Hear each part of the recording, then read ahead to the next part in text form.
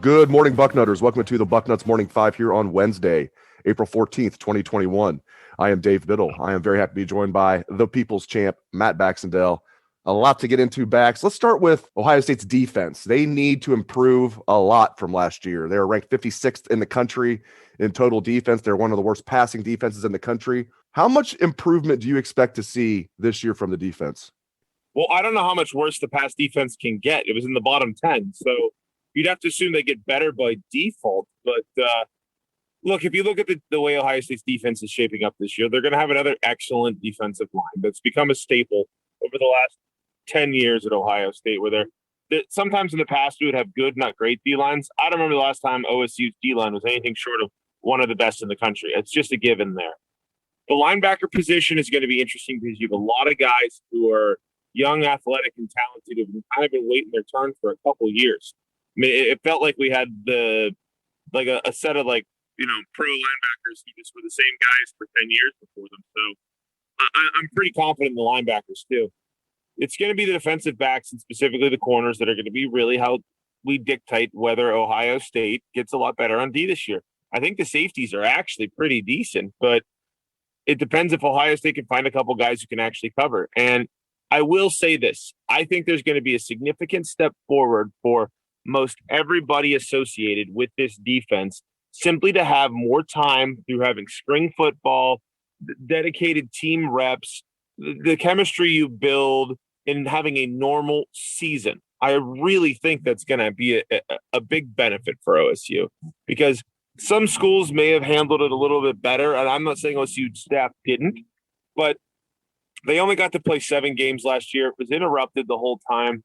You just didn't have a great performance from the secondary. So having Paul Rhodes there to help them in terms of schematic performance, a whole spring ball, I think that's their biggest room for improvement. Even if they do lose a draft pick and Shaun Wade is going to go pretty high, I think the secondary is going to be improved this year. The question is, how much improved is it going to be? Because if it's like, well, we're not 120th in the country anymore, but we're still 90th, that's a problem.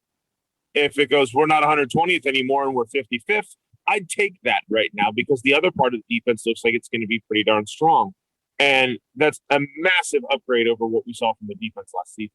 Yeah, you're not going to be able to run on this defense, so I'm with you. If they can get that pass defense in the 50s, like you said, I think the run defense is going to be top 10 again, and you add that up, that'll be a top 20 defense, and I think this offense could be the best offense in the country. So you pair that offense with the top 20 defense, that'll make the 2021 Buckeyes very dangerous. All right, let's get into Kerry Coombs. I think we all love Kerry Coombs personally. We love him as a recruiter. We love him as a DB coach. Where's your confidence level with Coach Coombs going into his second year as defensive coordinator?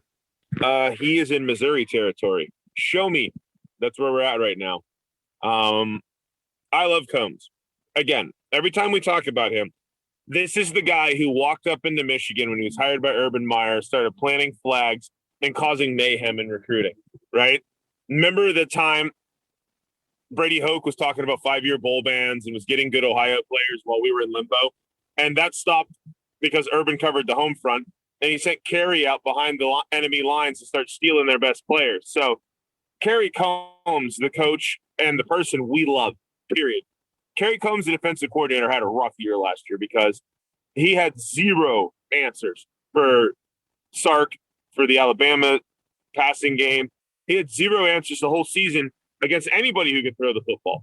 And that's a problem when you're theoretically a guy who works in the secondary and just came from the NFL where you learn some of these key concepts. So Kerry Coombs officially needs to show me something this season. And now the good news is he has Paul Rhodes. Paul Rhodes has literally overseen the best pass defense in the country at one point in his career. When he was at Pitt, they were the number 1 ranked pass defense when he was the defensive coordinator about 15 years ago. So that's a great help for him. But for Kerry, look, this is his show now. There's no ifs, ands, buts, you name it. Kerry Coombs is officially on the question mark status. He's not on the hot seat. We're not saying that. But this is a year where, Urban gave struggling assistants 2 years, and then goodbye Everett Withers, right? That's how it worked. And if we're sitting here at 95th in pass defense in December, Kerry Coombs is in a lot of trouble because the talent alone on OSU is going to make the run defense good. It's hard to screw up a run defense with this much talent. But if you can't get these guys covering well, and if you can't figure out how you're going to schematically put together your pass defense in 2 years, then maybe he's met his Peter principle where he's promoted to his point of incompetence. And that might be the guy calling the shots on D. And that's okay. He's an excellent corner coach, but this is his year to show that Ohio State's defense can be elite under him, and it can be very good against the pass. We're not holding them to a crazy standard on the pass defense. We're just saying be average, right? Give me like 50th in the country against the pass. That's all we need. So it's a put up or shut up year in a lot of ways for him. It's time for Kerry Coombs to show us that he can call a solid pass defense. Spring game is, of course, this Saturday at the Horseshoe. 20,000 fans will be there. We got a chance to speak with Ryan Day on Monday Bax, and he was asked about the spring game format. He said they're going to play at least a half of football. He's not sure if they're going to actually be tackling or thudding up. That means they'll probably be thudding up. If he's not sure if they're going to be tackling, it means they're probably will not be tackling. I was really hoping to see some real football, but he's going to play it safe would be my guess. Again, that's not official. He didn't say for sure they're not going to tackle, but the way he said it makes me believe that he's leaning toward just thudding up and not tackling. But it'll be good seeing the Buckeyes out there on Saturday. And he said they'll play at least a half of football, and then they might go to a kind of a controlled scrimmage setting for what would be the second half. So that'll probably speed by. So what are you looking forward to the most on Saturday? And maybe what's something that's surprised you so far about spring ball for the Buckeyes? Meatball. I want to see Mayan Williams. Everything we're hearing is he's the best running back in camp right now. So let's see it. I'm legit hyped to see him. And I know this isn't the first thing that people think of. Everybody's going to go, oh, I want to see the quarterbacks. Well, duh. Of course. I want to see CJ. I want to see McCord. I want to see Miller. Of course. But I'm legit hyped that a kid in Mayan Williams who we saw flashes, right, that looked really, really good.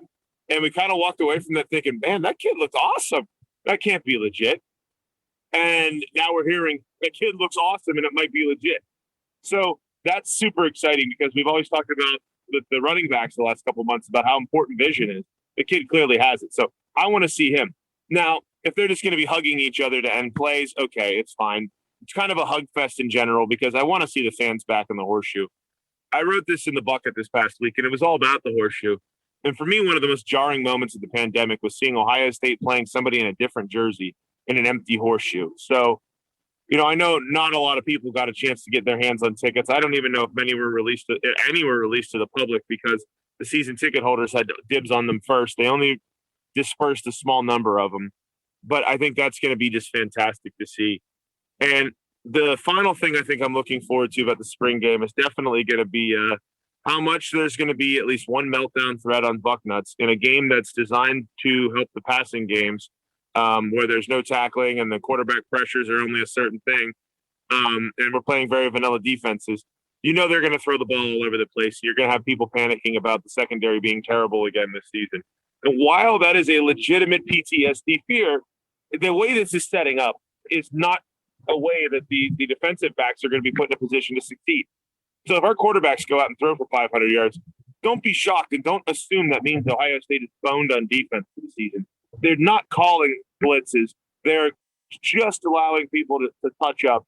You're going to probably see a bunch of sacks too, where they get a hand on a guy's shoulder and they blow the play dead, right? So the cornerbacks are kind of put in a little bit of a tough position, especially against the best set of wide receivers in the country. They're not going to play a single team that has half the talent that Ohio State does at receiver in the regular season. So don't panic if the secondary struggles on Saturday. I'm sure some people will, though. No doubt about that. Death, taxes, and people freaking out on Bucknuts for the smallest things about the Buckeyes. But hey, that's what we do as fans. All right, last thing. I want to know what the hell I'm missing with Justin Fields. He's going to have Pro Day Part 2 today, Woody Hayes Athletic Center. And initially, I thought all the reports that he was going to, fall out of the top 5, might fall out of the top 10. Might go 10th overall is the latest one from Mel Kiper. Initially, I thought those must be smoke screens from teams. There's so much smoke now that I don't know, man. I'm starting to believe that he is going to fall further than what I expected. I don't know what I'm missing here, though. I mean, I see a kid that should absolutely be, if not the second quarterback off the board, the third. You and I have talked about this a lot. NFL draft, we're going to know for sure, man, in 15 days. We're 2 weeks and 1 day away from the first round of the NFL draft. I can't wait. So we'll see if this is smoke screens from teams or if there's something about Justin Fields that we're missing. What are we missing, Bax? Well, we're missing, apparently, that he is a lazy, bad mechanic, secretly wants to play baseball guy somehow. I don't know. Apparently, if you listen to ESPN, that's what's going on here, is that he secretly played baseball, even though he hasn't played since high school. That he's apparently lazy, even though the guy's the entire reason the Big Ten had a season in the first place this year, and pretty much went straight vegan to try to help his team. Like, could you give up burgers? I couldn't. And heck like, no. The slander thrown towards this guy is mind-boggling. Like, I don't remember an accomplished quarterback at this level from in recent time periods getting picked apart this much. Like, Justin Fields' pro day was amazing already. And you contrast that with Mac Jones' disaster show where he couldn't complete a pass longer than 20 yards. And all the, like, and now we're talking about like Mel Kiper's Mac Jones going ahead of Justin Fields. I genuinely think that there's so many quarterbacks out here that somebody's pulling the media strings, and it might well be Bill Belichick trying to get Fields to fall to him, trying to make people think that there's issues with Fields. Something is going on here where people are like legitimately trying to like put all these bees into the media's bonnets about, oh, I heard this about him, trying to throw other teams off of him because there's other quarterbacks that they think are reasonably close enough that you can maybe scare the opposition off, right? It's like a big Maskarovka here with a bunch of propaganda going on. And at the end of the day, like, we're not missing anything. Like, we're not being homers here. Justin Fields is a blatant number 2 prospect in this draft. You can't even nitpick him at this point. Like, he had at one point where he had more touchdown passes than incompletions on a season. This is a guy who's only lost 2 games in his career to 2 teams that are elite level teams. And one of them, and then neither one of them is his fault. This is a guy who you can't say, oh, he only had 1 season doing it, right? Like, that's the big nitpick you see a lot. Oh, he only played 1 season, and quarterbacks who play 2 seasons as a starter in college are much more likely to succeed. He's played 2. Like, there's nothing we're missing here. Let me ask you this real quick, because I was talking with Dan Rubin about this yesterday. Where is this information coming from that he is not a hard worker? Because it's not coming from Ohio State. I have a theory here, because I don't know where else it would be coming from. Could it be coming from Georgia? Because I don't think these reporters are making it up. I don't think Dan Orlovsky was making it up. I don't think these people are I think someone's actually telling them this about Justin Fields. I don't think it's coming from Ohio State. Where in the heck could it be coming from other than Georgia? Well, Georgia's the college side of it, and Kirby Smart with quarterbacks' reputation is in the toilet because he can't make a good decision with quarterbacks. He can't run an offense that's remotely dynamic. So it's a black eye for him that Fields leaves because Kirby Smart picked a guy who went in the 5th round over him to start, and now you have Fields who's sitting here about to go, no worse than 5th. Like, let's be honest, right? And I think the other side of this is that you have some people in the NFL who are drafting in that 5 to 10 range or trying to get into that 5 to 10 range that are hoping like hell that they take Trey Lance or somebody else over him, right? So I think you have both sides of it. You have Georgia who doesn't want Fields to make them look bad and go as a really high pick. And then you've got the NFL side of things who are trying to throw people off the scent ahead of them to convince them at a time where you can't do local scouting visits. Like, Fields would have visited a bunch of these teams by now in a normal year, right? But he can't do that this year because of COVID rules. So these other teams aren't going to be able to get as close of get to know you with Justin Fields as they normally would. So there's probably a calculated gambit going on. And of course, we can always ascribe this to Bill Belichick, the evil genius that he is, of saying, hey, you guys haven't gotten a really good chance to know this kid, and we've heard this about him. And if you put enough doubt into people's minds, these guys are super conservative and nervous, and they'll go pick somebody else. Nobody's out there crapping on Trey Lance, right? Everybody's talking about how Mac Jones won a national title, right? Zach Wilson looks amazing playing against second-tier competition. But Justin Fields, let's pick him apart, even though he's the best bet. of all the guys after Trevor Lawrence. So I think it's a two-pronged thing going on here. And I tell you what, though, the fact that Kyle Shanahan is at Ohio State today and has already traded up for the number 3 pick says volumes today. There's volumes to me. If Justin Fields goes out and performs the way he did at his first pro day with Kyle Shanahan in attendance, all this goes away because you know he's going third. That's simple. It wouldn't be doing it otherwise. That is 100% the reason I think that Fields is doing this again, is to show Kyle Shanahan today that he should be the third pick. And this is Fields' opportunity to lock it in. Otherwise, he wouldn't be doing it again.